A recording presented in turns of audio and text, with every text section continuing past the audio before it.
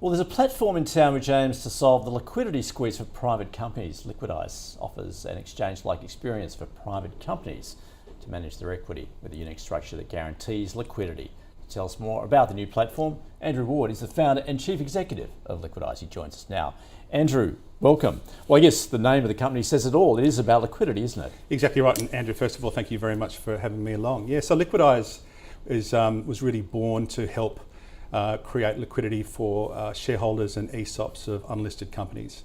And I suppose we've created, and there have been problems with these models in the past with the chicken and egg, especially with small exchanges, with companies trying to list on small exchanges, then trying to get distribution and buyers to come into those companies. So we've tried to address, I suppose, that problem by creating a guaranteed liquidity model, which is a bit different than other models that have been introduced in the past.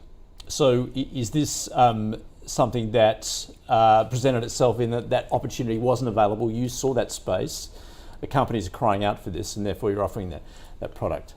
Well, exactly right. I was previously the founder of Self Wealth, and when we were approached by other small exchanges, I felt like we would be selling ourselves out if we wanted to list the company rather than going to the ASX, because there really wasn't a lot of distribution connecting, a lot of other brokers connecting to those small exchanges.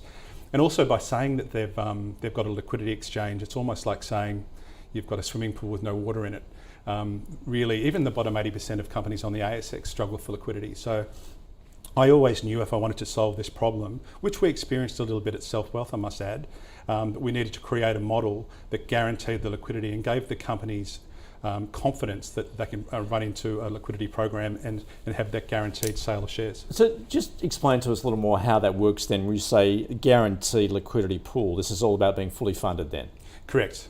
So for my sins, I never do things simply, Andrew. We have like a three-sided marketplace. So the way it works in practicality, companies come onto our own share registry. The share registry is very important because we've got access and ownership of the custody of the assets for the shares and the ESOPs. And then we have what we call a cash pool, which is funded by family offices that sits in the middle. And that guarantees, with a pricing, borrowing the best from DeFi, we use an automated market maker as a pricing mechanism to find that price discovery. And that cash pool will buy the shares off the shareholders and the employee share plans. And then the third part is we have a wholesale distribution network that takes the shares off the cash pool in the middle. All right, and just tell us then what you're offering as far as, well, those company owners, you talk about being able to extract that liquidity, raising new capital, managing exits, providing that access to public markets. Yeah, so I suppose it's not so much the access to the public markets, we're almost like a stepping stone. Just to give you a quick understanding of the journey, when Self Wealth floated back in 2017, it's probably a little too early for us to float at the time, and we were sort of almost forced to the exit by one of our shareholders who wanted liquidity. And I think if you're just listing on an exchange for the sake of liquidity, there are a lot of other costs that come along with it, the corporate disclosure, the corporate governance, the ASX listing fees, etc. So Liquidize forms a way of providing an unlisted company getting liquidity without all those other costs that are involved. And will only be appropriate for a company to a certain size. For example, we couldn't run a liquidity program for Canva because we couldn't fund the cash pool to that extent. So we sort of are a perfect fit for companies up to sort of 500 million, a billion. What are you offering sophisticated investors? I think that's a very good question. So that's that third part of the market. So I suppose our model is a little different from other models that are out there. The good thing about what we do is because we buy the companies first, we've done the DD, we have our own investment committee. So this due diligence and I suppose the imprimatur that's provided by us doing that work first gives the confidence to the wholesale investors on the other side that these companies have been bought by us first. They've, the due diligence is done and they get access to profitable companies that they wouldn't normally get access to before, and potentially at a discount. This isn't wholesale investors investing primary capital.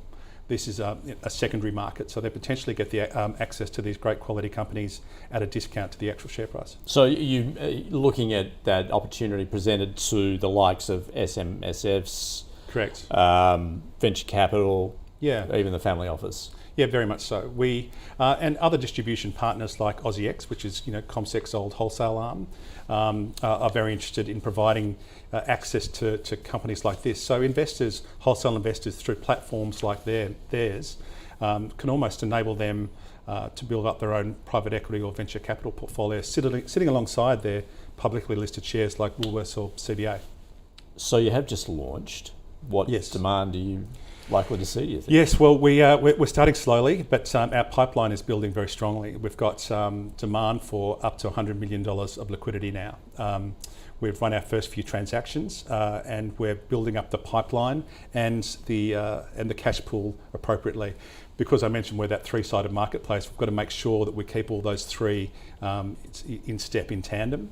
So we'll build up the cash pool reserves, and we'll build up the companies and making sure we don't have them on the wait list for too long, and then we've got the distribution partners. So we're about $100 million worth of liquidity in demand.